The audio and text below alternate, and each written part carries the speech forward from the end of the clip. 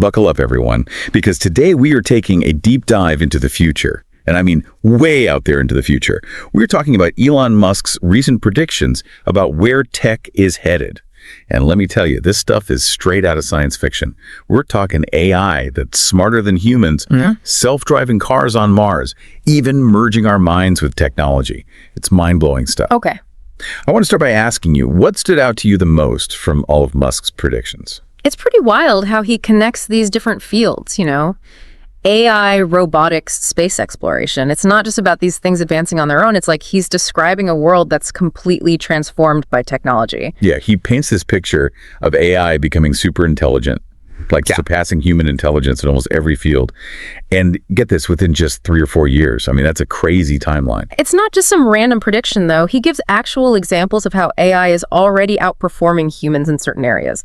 Like in medical diagnostics, AI can already diagnose radiographs better than most radiologists, and it's even passing complex medical tests. Yeah, and he talked about how AI is using this thing called synthetic data to learn. Synthetic data? What is that? Basically, it means AI isn't just limited to learning from existing human knowledge anymore. It's actually generating its own data to analyze and learn from. Wow. So it's like it's creating its own textbooks or something. Exactly. It's both impressive and a little bit unnerving. I mean, how do we determine what's true versus these AI-generated hallucinations? That's a good point. If AI is making medical diagnoses or driving our cars, we need to be able to trust that it's making the right decisions. Exactly. And that's a huge challenge as AI becomes more powerful. Imagine AI making decisions in healthcare, finance, even government. How does that impact us as a society? It's like we're entering uncharted territory, and then Musk throws in this whole thing about humanoid robots being as common as cars. Yeah. He even used this analogy of Roman legions of robots, thousands strong. Yeah. He predicts there could be at least 3 robots for every human. And he's not just talking about this in some abstract way. He's pointing to Tesla's Optimus robot as an example. They're aiming to produce thousands this year and then ramp up production tenfold every year after that. So next year, tens of thousands. And then the year after that, hundreds of thousands. Exactly. Wow. Imagine walking down the street and it's mostly robots instead of people. It's a pretty drastic shift. Yeah. What does that even mean for jobs in the economy? That's a big question. Robots could be doing everything from healthcare and housework to manufacturing and transportation. So what role would humans even play in a world like that? That's what we need to figure out. Are we going to become overly reliant on robots? Will the benefits of this technology be distributed fairly? So many questions. And we haven't even touched on Mars colonization yet. Musk reiterated his commitment to sending the first Starship to Mars within the next 2 years. He's serious about it. And he laid out a phased approach to actually create a self-sustaining Martian colony. First, a safe landing, then crewed missions, and finally, a colony that can thrive independently. I'm all for space exploration, but what would it actually take to make Mars habitable for humans? Well, Musk emphasized the need for self-sustainability, meaning the colony could survive even if all support from Earth was cut off. So basically creating a completely independent civilization on another planet. That's the ultimate goal. And he talked about it as a way to extend the lifespan of civilization, like a backup plan in case something catastrophic happens to Earth. It's a pretty ambitious goal. It makes you realize just how big Musk is thinking. Absolutely. And then on top of all that, we have Neuralink, his brain-computer interface company. This is where things get really crazy. Yeah, he revealed that 3 people already have Neuralink implants, and they're actually working. Right. It sounds like science fiction, but it's becoming a reality. I can't believe it. Musk talked about Neuralink's initial focus on helping people with paralysis control devices with their thoughts, enabling the blind to see, even restoring mobility for those with spinal cord injuries. That's incredible. But it also raises some ethical questions. Definitely. We're talking about merging human brains with technology. It makes you wonder about identity autonomy, even the definition of what it means to be human. It's like we're entering a whole new era of human evolution, one where technology is intertwined with our biology. And Musk believes Neuralink could eventually increase human bandwidth by orders of magnitude. Orders of magnitude. Yeah, he used the analogy of turning a dripping faucet into a fire hose. So we're talking about learning languages, instantly downloading books directly into our brains, maybe even telepathic communication. It's hard to even imagine the possibilities and the potential consequences. That's a lot to take in. Before we go too deep into Neuralink, though, let's shift gears for a second and talk about government overreach. Musk has some strong opinions about this. This is where he brought up the Twitter files and criticized the FBI's involvement in online content moderation. He seemed really concerned about censorship and the erosion of free speech. He's a big advocate for free speech. He believes it's essential for a functioning democracy. It's a tough balance, though. How do we protect free speech while also guarding against misinformation and harmful content? It's a challenge for sure, especially as technology makes it easier than ever to spread information, both true and false. We've covered so much ground already. AI dominance, armies of robots, Mars colonization, mind-melding technology, the future of free speech. I feel like my head is spinning. It's a lot to process. We'll have to leave it there for now. This is just the beginning of our deep dive. Stay tuned as we continue to explore what the future might hold. You know, it's interesting because Musk doesn't shy away from the potential downsides of all this tech. He acknowledges people's fears about losing their jobs and, the ethical concerns around AI and Neuralink and the possibility that these powerful technologies could be misused. But he keeps emphasizing that we need to move forward carefully and thoughtfully. He even talked about the whole meaning of life thing. Yeah. With AI potentially taking over most jobs. It's a crazy thought. If we're not working, what are we even doing? What gives our lives meaning? Right. It's almost like a philosophical question alongside the technological ones. And that's where I think Musk's optimism is really interesting. He seems to believe that if we handle these changes ethically and carefully, we can actually unlock a future where technology helps humanity instead of controlling it. Yeah, okay, let's go back to some specifics. We mentioned self-driving cars earlier. Yeah. But Musk actually getting some pretty specific timelines for when he thinks they'll be safer than human drivers. He's super confident that Tesla's self-driving software will reach that point within just a few months, and then it'll become even safer in the years to come. So by the end of this year, our cars will be better drivers than we are. Is that even possible? That's his prediction, yeah. Based on the progress in AI and computer vision. And remember, he's talking about a solution that works everywhere, not just in specific areas or conditions. Imagine a world with no more traffic accidents, no road rage. Maybe we wouldn't even need speed limits if the cars are that good at avoiding collisions. Right. It would change everything about how cities are designed. Maybe we won't even need to own cars anymore. Transportation could become more of a service. Okay, let's switch gears again and talk about Mars. Musk talked about sending thousands of starships to Mars. It's like this epic image of spaceships shooting off into the night sky. But let's get real for a second. What would it actually take to make Mars a place where humans could live? Musk keeps coming back to this idea of self-sustainability. He wants the Mars colony to be able to survive even if something happens to Earth. So like a completely independent civilization on another planet. Exactly. He sees it as a way to ensure the long-term survival of humanity. It's a bold vision. I mean, really bold. It shows just how ambitious he is. And then there's Neuralink. The possibilities with that technology seem almost limitless, especially when Musk talks about increasing human bandwidth by orders of magnitude. He thinks it could fundamentally change how we interact with information technology, even each other. But what does that even mean in a practical sense? Imagine learning languages instantly, absorbing knowledge like a sponge, maybe even communicating telepathically. These might sound like science fiction concepts, but Musk seems to believe they're possible. Those are some pretty wild ideas. Do you think it's all hype, or is there a real chance we'll see some of this stuff happen in our lifetime? Well, Musk is known for setting ambitious goals, and he doesn't always hit his timelines perfectly, but he does have a track record of achieving things that people thought were impossible. Like landing rockets and building electric cars that can go from 0 to 60 in under 2 seconds. Exactly. So while it's good to be skeptical, it's also worth remembering that Musk has a way of turning science fiction into reality. Okay, I have to ask. Of everything we've talked about so far, what do you think is the most important takeaway for our listeners? I think the key takeaway is that the future isn't set in stone. It's being shaped right now by the choices we make. Whether we embrace these technological advancements wisely or let them control us is up to us. That's a powerful thought. It's easy to get caught up in the excitement of new technology, but we need to remember that we have a responsibility to use it for good. Absolutely. And we need to be having these conversations now, before these technologies become so ingrained in our lives that we lose control. Okay, so we've talked about AI robots, Mars colonization, mind-melding technology, government overreach, universal income deregulation.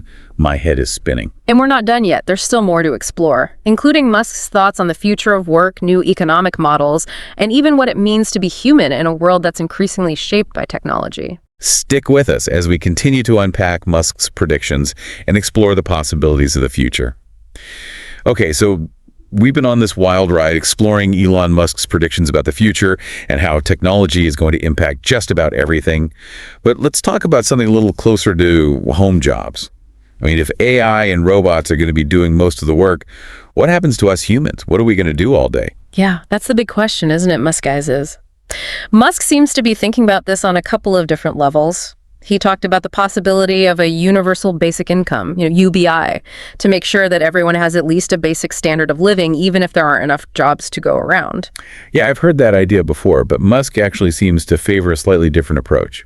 He called it universal high income. Right. He's suggesting that if AI and robotics lead to this huge increase in productivity and economic output, there might actually be enough wealth to go around for everyone. So instead of just getting by, we'd all be living in this world of abundance. That's the idea. But of course, it raises a whole bunch of other questions, like how do you actually distribute that wealth fairly? And what happens to the value of work if everyone is essentially getting paid just for existing? It's a mind-boggling concept. It is. It's like he's throwing these big societal challenges out there for us to grapple with. He's not saying he has all the answers, but he's definitely pushing us to think about the potential consequences of all this rapid technological development and figure out how we can adapt. He also talked about the need to cut government spending and reduce regulations that he thinks are holding back innovation. Yeah, he's a big believer in streamlining things, making it easier to build and innovate, especially in areas like infrastructure and energy production. It's a controversial stance for sure, especially when you bring in environmental regulations. Right. He used the example of California's wildfire regulations. He argued that they're actually making wildfires worse by preventing proper forest management. It's a bold statement, and it definitely shows that Musk isn't afraid to challenge the status quo, even if it means ruffling some feathers. Exactly. He's not just a tech CEO, he's a provocateur, a visionary, someone who's constantly pushing boundaries and sparking debate.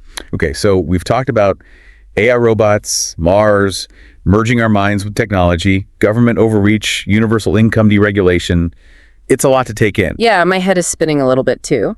But in the middle of all these mind-blowing predictions and challenging opinions, Musk actually ends on a surprisingly optimistic note. He seems to genuinely believe that if we can navigate these technological advancements responsibly, we can create a future that's not just about survival, but about abundance exploration and even transcendence. He talked about maximizing unregretted user minutes, both in terms of online platforms and life in general. Like, he wants to see technology used to enhance our experiences, not diminish them. It's a hopeful message in a time when things can feel pretty uncertain. So as we wrap up this deep dive into Elon Musk's vision of the future, I want to ask you, what are you feeling? Are you excited, scared, or maybe a little bit of both? It's definitely a mix of emotions for me. There's so much potential, but also a lot of risks. That's the thing about the future, right? It's not set in stone.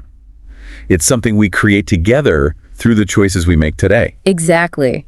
And these deep dives are really just the beginning. They're a starting point for deeper conversations and explorations. Because the future isn't something that just happens to us. It's something we build. So let's keep exploring, keep questioning, and keep diving deep. That's a great note to end on. Thanks for joining me on this wild ride into the future. It's been my pleasure. Our Optimus robot is the most sophisticated humanoid robot in the world. We're aiming to have several thousand of those built this year. We'll 10x that output next year, maybe 50 to 100,000 humanoid robots, and then 10x it again the following year. The cumulative sum of human knowledge has been exhausted in AI training. That happened basically last year. Pretty much any cognitive task that doesn't involve atoms, AI will be able to do within 3 or 4 years. The FBI had this portal into Twitter where they could spy on anything and censor anything, and had a 2-week auto delete. So we don't even know what they did. If I might start off with kind of a big overall question, and I'll do some questions, and then we'll get some questions in from the group. I have to say that I've been actually a Tesla owner for many years. So great, thank you. You're clearly someone of great taste. and of management. Well, I will say that I drove from Miami to Fort Lauderdale to meet my brother for dinner, about 40 miles, and I did not touch. Well, I touched the wheel. But let me tell you that the Tesla. The car drove itself, and you did not need to intervene. It did not need me for this entire ride. Yeah. So It's pretty magical. It's like when you tell people that they've not experienced it, they don't believe you, you know? Yeah, so I didn't believe me either. Because I've been a skeptic about how far it would go. Sure. And your latest releases of software are really incredible. So yeah, thank you. People to try them. As a big question, coming in the next decade, what do you think is going to be the greatest advances in technology that will affect people's lives? What should they be expecting to see here from technology in their lives? Well, I don't want to blow your minds, but AI is going to be big. I feel confident in that prediction. Well, the funny thing is, if you go back even 5 years ago, certainly 10 years ago, even 15 years ago, I was saying AI is going to be like this massive thing that has deep super intelligence, smarter than the smartest human. People thought I was kidding. There's no way the computer's going to be smarter than a human and be able to do all these complicated things.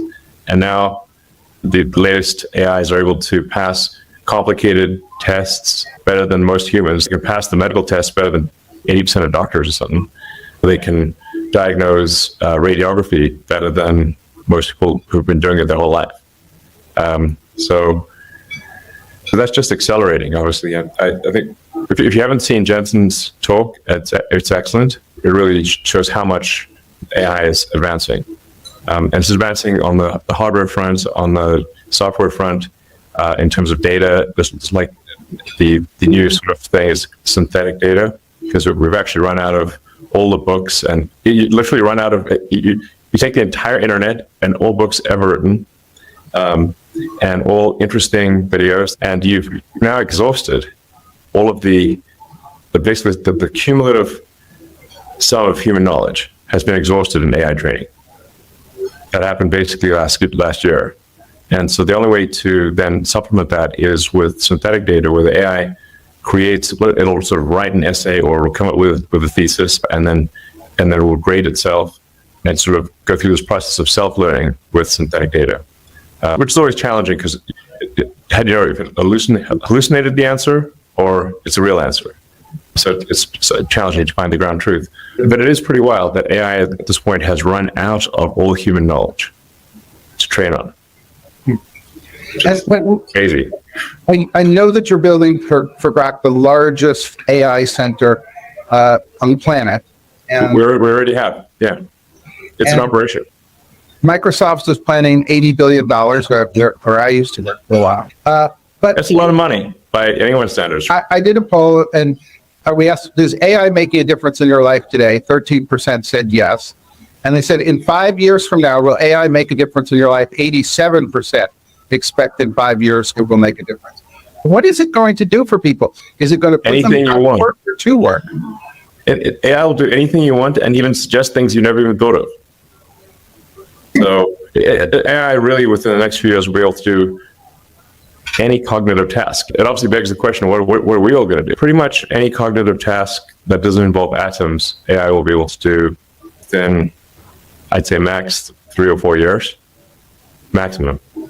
And then now, another element of it is the robotics. The AI can't just be thinking in a data center. It's got to do things. So that's where you need the robots. So, and you need, self-driving cars, which obviously you've experienced, and that rate of improvement is exponential in how good the self-driving cars are. We feel confident in passing basically being better than human driving in about 3 months, basically Q2 of this year. We feel confident of having a probability of accident that is better than the average experienced driver. And then it'll keep going from there. Ultimately, I think it's going to be 10 times safer than a human driver, and then 100 times safer. It's to the point where really it just won't crash.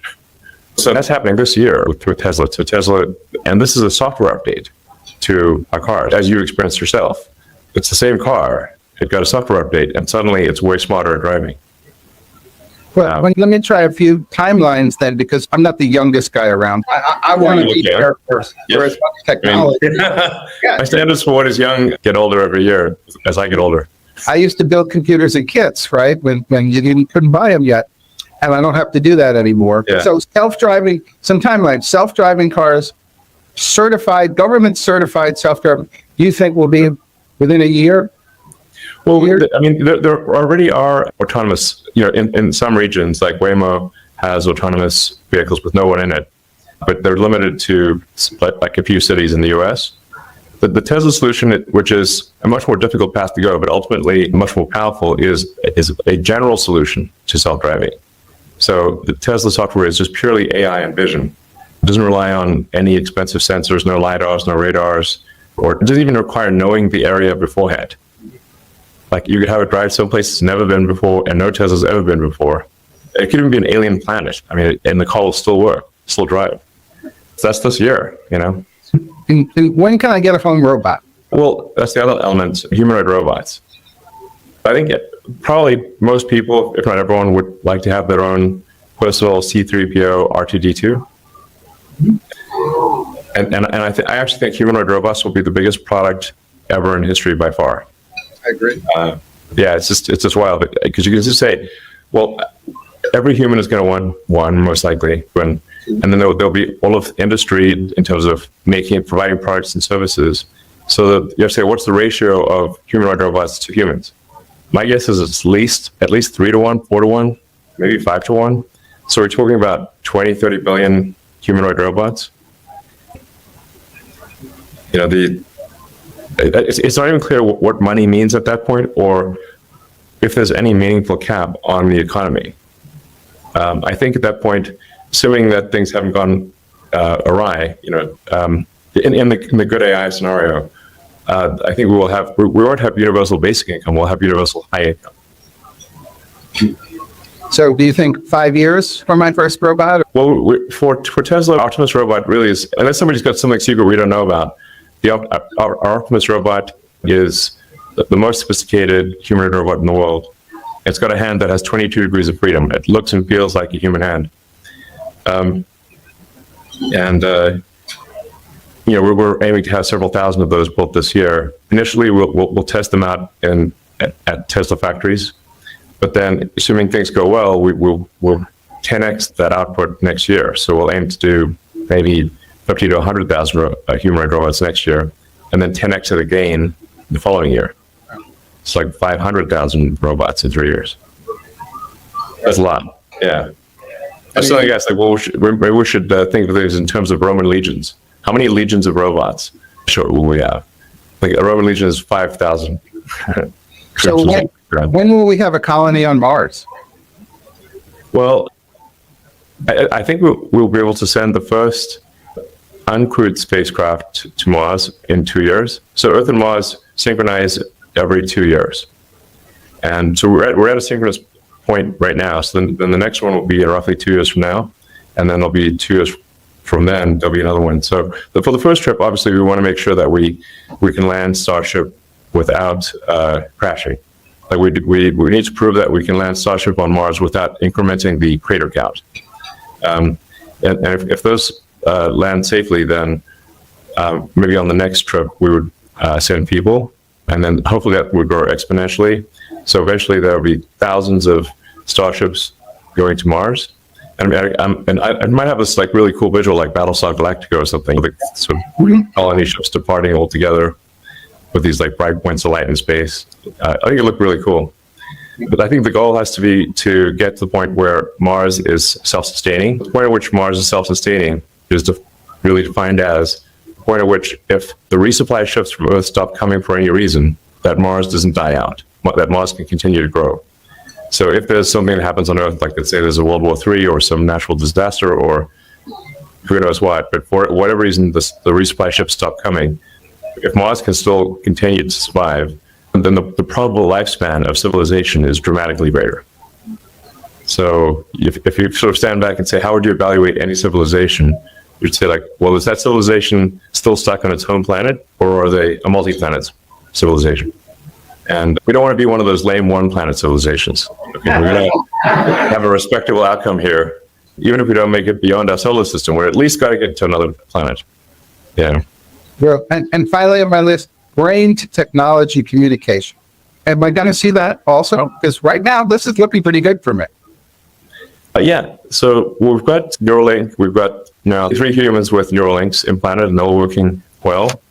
And we've upgraded devices that will have more electrodes, basically higher bandwidth, longer battery life, and everything. And so we expect to hopefully do, I don't know, 20 or 30 patients this year with the upgraded Neuralink devices. And our first product is we're trying to enable people who have lost their brain-body connection, so they're tetraplegic or paraplegic, or basically, like you can imagine, like say Stephen Hawking. If Stephen Hawking could communicate as fast or even faster than a normal human, that would be transformational. Yeah. So that's our first product is being able to read the motor cortex of the brain and say that if you think about moving your hand, it will move the cursor on the screen. And it enables people to control their computer or their phone just by thinking. And then our next part will be blind sight, that even if somebody has lost both eyes or has lost the optic nerve, or even if they've been blind from birth, we can interface directly with the visual cortex in the brain and enable them to see. And we already have that working in monkeys, enabling people to control devices. And ultimately, we think if you have a second Neuralink device that is past the point where the spinal damage occurred, we can actually transmit the signals from the brain past where the wires are broken and enable someone to walk again. So that would really be profound, obviously. But I'm confident that is physically possible. And then the long-term goal for Neuralink is to be able to improve the bandwidth. So right now, when we're speaking, our bandwidth in bits per second is quite low, and the sustained bandwidth of a human is less than 1 bit per second over a 24-hour period. So there's 86,400 seconds in a day, and the average human outputs much less than 86,400 bits in a day. If someone's a writer, they'll exceed that, but most people do not output more than the number of seconds in a day. But with the Neuralink, you could increase that output capability by 1,000 or maybe 1 million. So it would be a profoundly different experience. Like you'd be superhuman, essentially. Well, put me down for all of this so far. I'm an early adopter. Yeah. And trust me, you'll really like the chip. I can guarantee it. And let me kind of bring us down to earth for a question on Doge. I worked out very closely, actually, with President Clinton in the 90s, where we did have reinventing government. We did balance the budget in 2 years, actually. That's awesome. Well, It's been a while. It didn't last very long because it got blown up very quickly. Have you identified some cuts that you're really looking at that you think will be successful? Do you think 2 trillion is a realistic number now that you're looking more closely at it? Yeah, well, I think we'll try for 2 trillion. I think that's like the best case outcome, but I do think that you kind of have to have some overage. I think if we try for 2 trillion, we've got a good shot at getting 1. If we can drop the budget deficit from 2 trillion to 1 trillion and free up the economy to have additional growth, such that the output of goods and services keeps pace with the increase in the money supply, then there will be no inflation. Right. So that, I think, would be an epic outcome. And in terms of saving money in the government, it's a very target-rich environment for saving money. Like if you look at any direction, it's like people's like, where will you find places to save money? It's like being in a room full of targets, and you can't miss. There's just a lot of waste in government, especially the federal government, where the checks never bounce. Like they've got the infinite money computer. The people that spend the money are not the people, it's not their money. It's very hard for people to care about spending someone else's money. I certainly know people in the government who do care about spending money effectively, and they try to do so, and they can't. The system prevents them from doing so. And they even get told to do crazy things, as you guys probably sounds familiar, where you get towards the end of the budget cycle, and they're told to spend up to their budget. and even on nonsense stuff, because if they don't spend their budget gets reduced. So it's actually sort of a reverse incentive to waste money, and then they kind of get punished for not wasting money. So it's just totally bananas.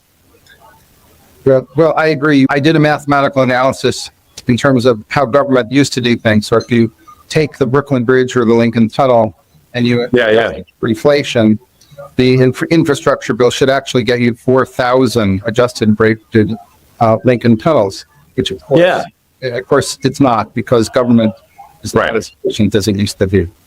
No, exactly. But essentially, that we've had an accumulation of laws and regulations that make basically any large project essentially illegal. Even if you've tried to, you've got to satisfy, you've got to spend way more money on the paperwork than on the thing itself.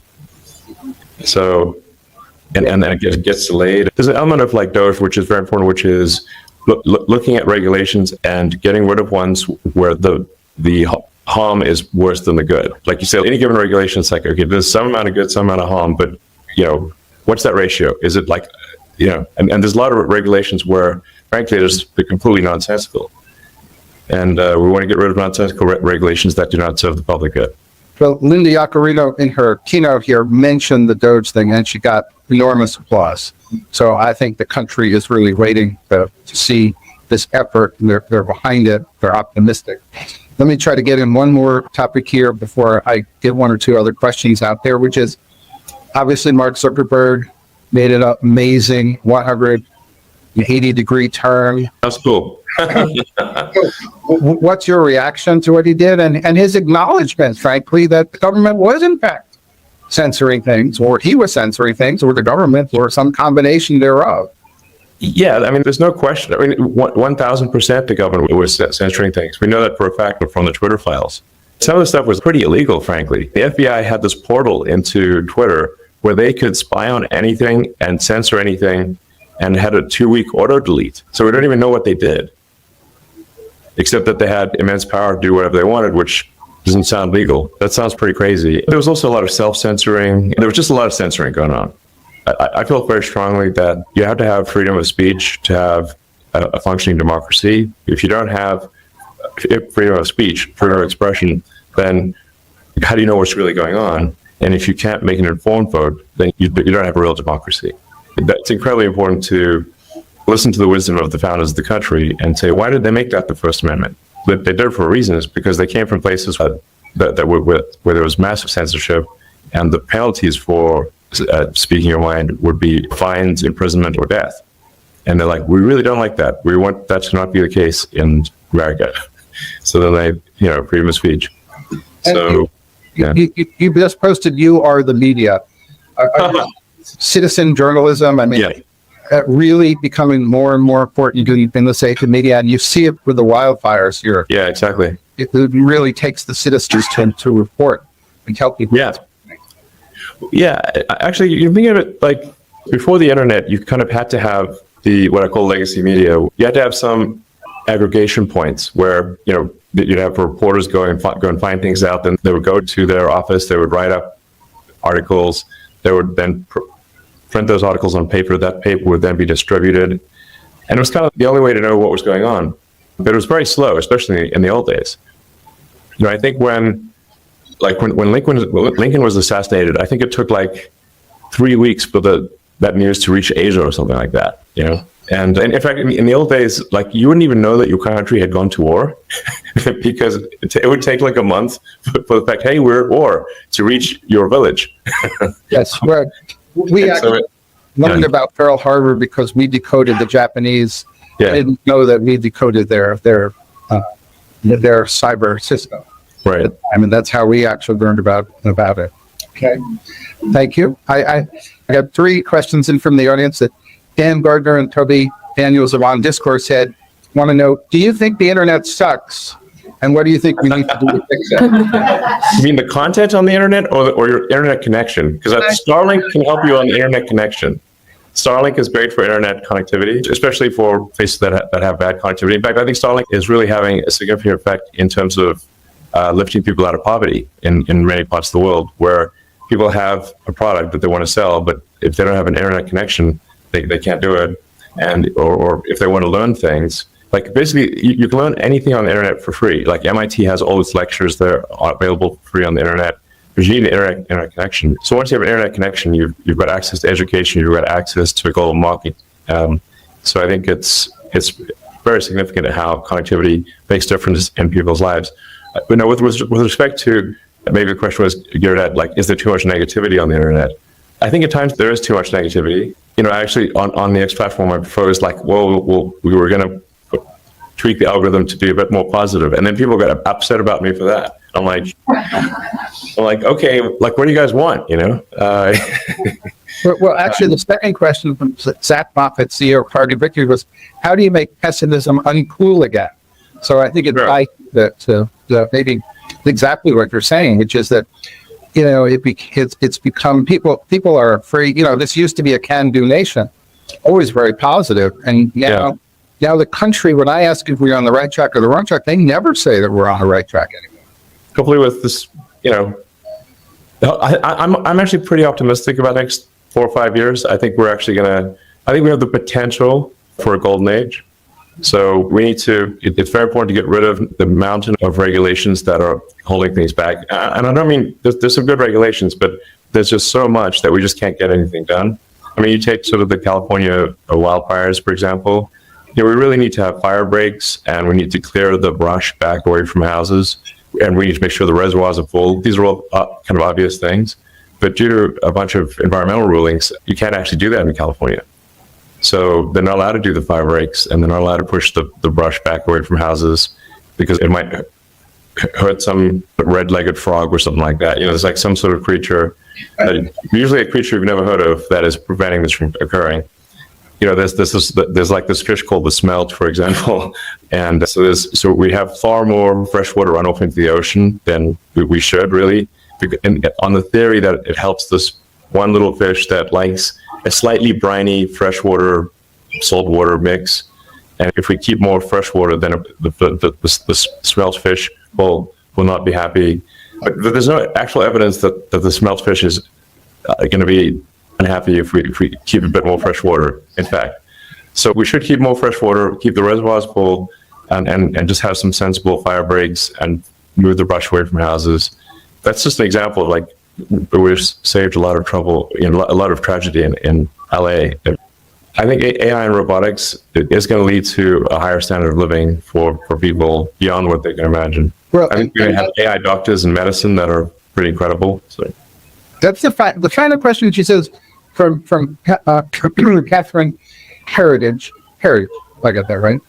If all the robots and everything frees up time for humans, what is it they will do with that time? Or what can we ask them to do with that time?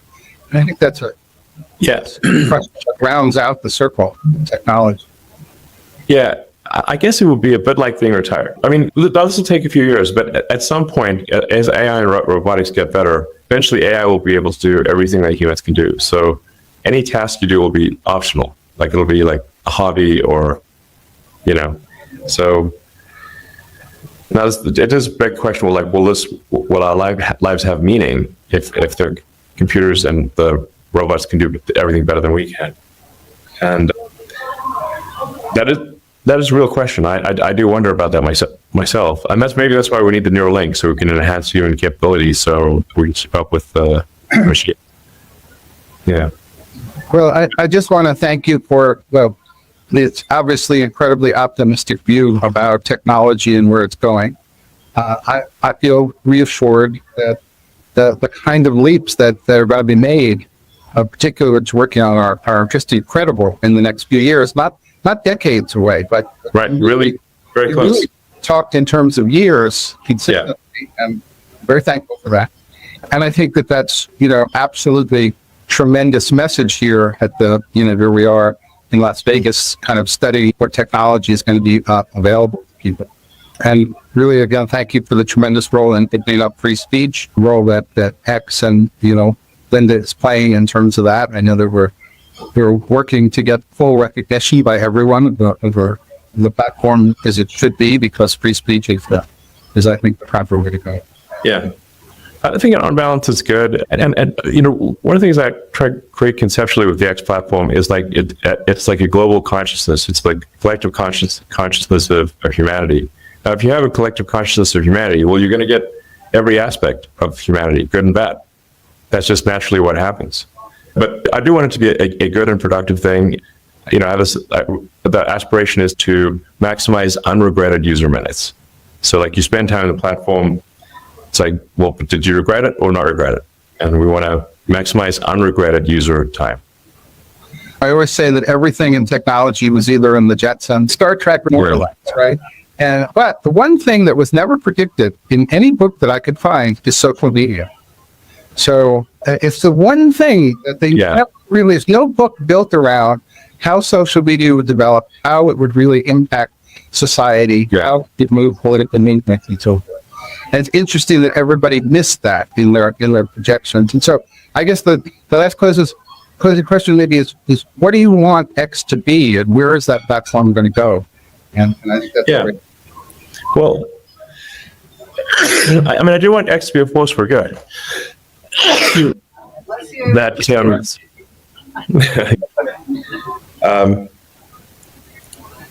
So I do want X to be a force for good, and I do view it as sort of like the group mind of humanity.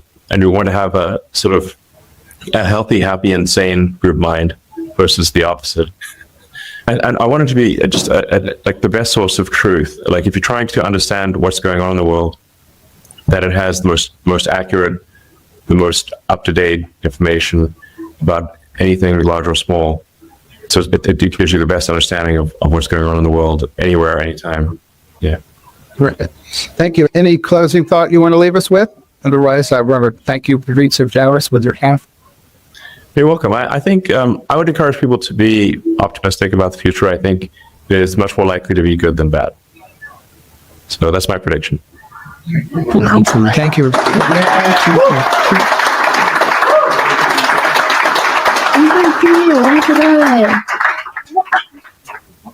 All right. Thanks, guys.